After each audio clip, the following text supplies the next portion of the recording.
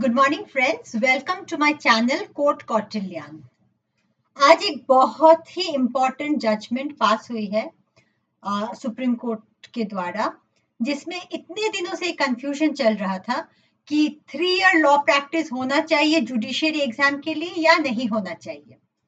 अब देखिए, 1992 से 2002 तक ये था, ये प्रैक्टिस में था कि आप 3 इयर्स आपको प्रैक्टिस करना है, इसके बाद ही आप जुडिशियरी एग्जाम पे बैठ सकते हो। लेकिन 2002 से इसको हटा दिया गया, मतलब फ्रेश कैंडिडेट्स भी इसमें बैठ सकते हैं। तो अभी फिर 2002 से 2025 तक वैसा चला, तो 23 इयर्स बाद फिर से वही सिस्टम फिर से लागू कर दिया गया है कि आपको जुडिशियरी एग्जाम देने के पहले आपके पास 3 इयर्स का प्रॉपर लीगल प्रैक्टिस होना पड़ेगा।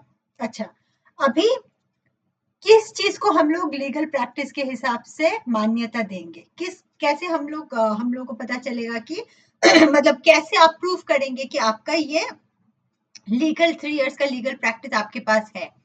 पॉइंट नंबर 1, एआईबी एग्जाम को सुप्रीम कोर्ट ने बोला है कि जो कि एआईबी एग्जाम बहुत डिफरेंट टाइम्स में होता है, तो उसको हम लोग इस चीज में कंसीडर ही नहीं करेंगे। जो हम कंसीडर करेंगे वो ये कंसीडर करेंगे कि आपने अपना प्रोविजनल एनरोलमेंट अपने बार काउंसिल में कब किया है, उस दिन से आपका काउंट होगा। नेक्स्ट, ये रहा आपका पॉइंट नंबर 1 कि आपको एनरोल्ड होना पड़ेगा अपने बार काउंसिल में। पॉइंट नंबर 2, कोई भी जो एडवोकेट है विद 10 इयर्स ऑफ एक्सपीरियंस, वो आपको एक सर्टिफिकेट देंगे कि आप प्रैक्टिस आपने 3 इयर्स का प्रैक्टिस किया है।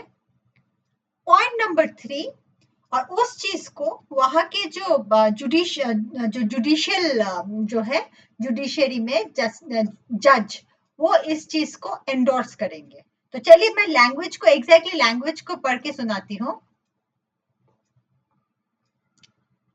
आपको फिर कंफ्यूजन नहीं होगा कि क्या है एग्जैक्टली।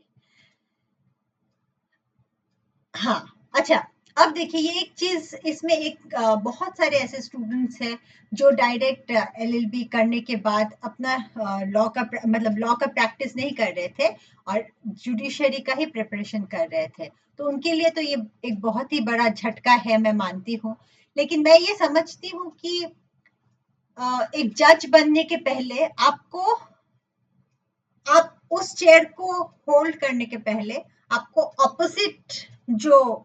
आप ऑपोजिट में जब रहते हो वो क्या फील होता है, वहां पे क्या क्या आपको करना पड़ता है, वो सब चीजें समझना जरूरी है, क्योंकि वो प्रैक्टिकल, मतलब आप जब इधर से फिर उधर जाते हो, from this side of the bench to the other side of the bench, मतलब कोर्ट में फेस टू फेस लोग रहते हैं, तो आपका decision making ability, most probably मुझे जो लगता है, this is my personal view, आपका डिसीजन मेकिंग एबिलिटी, आपका एम्पैथी, आपका understanding of the situation, intricacies, जो छोटी छोटी चीजें होती है, जो आप जब एज अ लॉयर धक्का खाते हो, धक्के खा खा के सीखते हो, तब आप जब बनते हो तो आपको वो सारी छोटी छोटी चीजें पता होती है। और मुझे लगता है ये बहुत इंपॉर्टेंट भी है, ये सब पता होना भी इंपॉर्टेंट है, क्योंकि जज इज अ वेरी जज is a very responsible post. आप जब उस पोस्ट में बैठते हो, आपके पास थोड़ा बहुत एक्सपीरियंस होना चाहिए कि जो आपके ऑपोजिट में है, वो जब आप ऑपोजिट में रहते हो, आपको क्या फेस करना पड़ता है, क्या ट्रबल्स आपको लेने पड़ते हैं, क्या क्या आपके मतलब जो भी है, many things, that is what experience is all about, क्योंकि experience is the best teacher. तो चलिए, अभी बात यह है कि वही the bench set only a practising lawyer can understand the intricacies of litigation and the administration of justice. It directed the states and high courts to amend the recruitment process within 3 months. ठीक है? The court had kept in abeyance the recruitment process in some states during the pendency of Tuesday's judgment. Okay, अब देखिए और एक चीज जहां जहां पे रिक्रूटमेंट का निकल चुका है, जैसे कि मुझे पता है Chhattisgarh, Uttarakhand, Gujarat, Rajasthan, Jammu and Kashmir, most probably if I am not wrong, इन सब में ये लॉ नहीं अप्लाई होगा। ये होगा जो कमिंग जितने भी वैकेंसीज निकलेंगी जुडिशरी में, उन सब में ये अप्लाई होगा।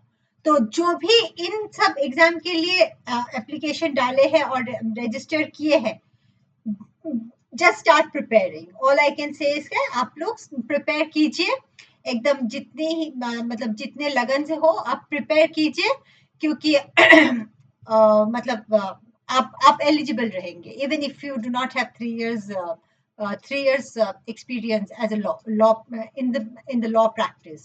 ठीक है, नेक्स्ट देखिए the bench clarified, अच्छा ठीक है, the court said that a lawyer from the date, देखिए the court said that a lawyer's experience will be counted from the date they get provisional registration.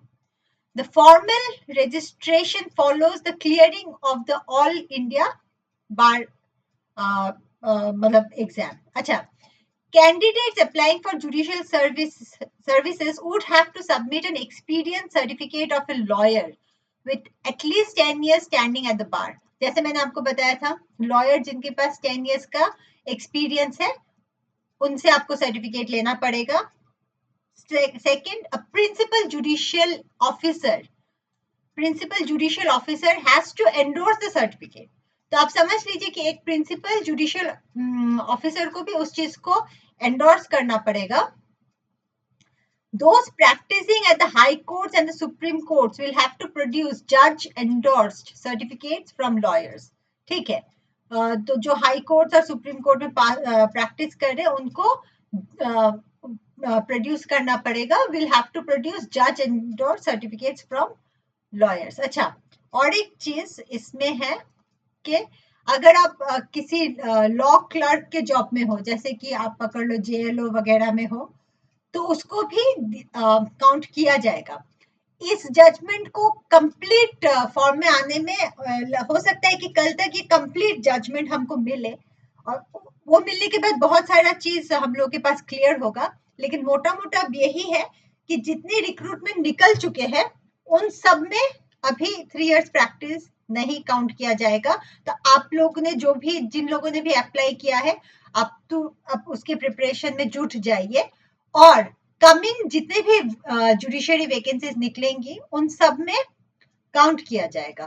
तो आपको अब एक ही काम करना है कि अगर आप एलिजिबल हो तो इमीडिएटली आप जाके अपना एनरोलमेंट करवा दो अपने बार में, और धीरे धीरे थोड़ा बहुत कोर्ट जाना शुरू कर दो। और मुझे लगता है ये that make sense also, okay, मतलब एकदम कोर्ट का कोई फील नहीं हो कि आप डायरेक्ट मैजिस्ट्रेट और ये बन जाएंगे, तो that actually doesn't make any sense, क्योंकि आपको फिर पता ही नहीं है कि क्या हो रहा है ऑन द अदर साइड। तो चलिए ठीक है, कोई भी डाउट है आप मेरे को कमेंट कीजिए, मेरे चैनल में सब्सक्राइब कीजिए, और हम लोग AIB 20 का भी प्रिपरेशन स्टार्ट करेंगे बहुत ही by 20th of June, by in the next 1 month हम लोग स्टार्ट करेंगे। So stay tuned, subscribe to my channel Court Kautilya, and thank you।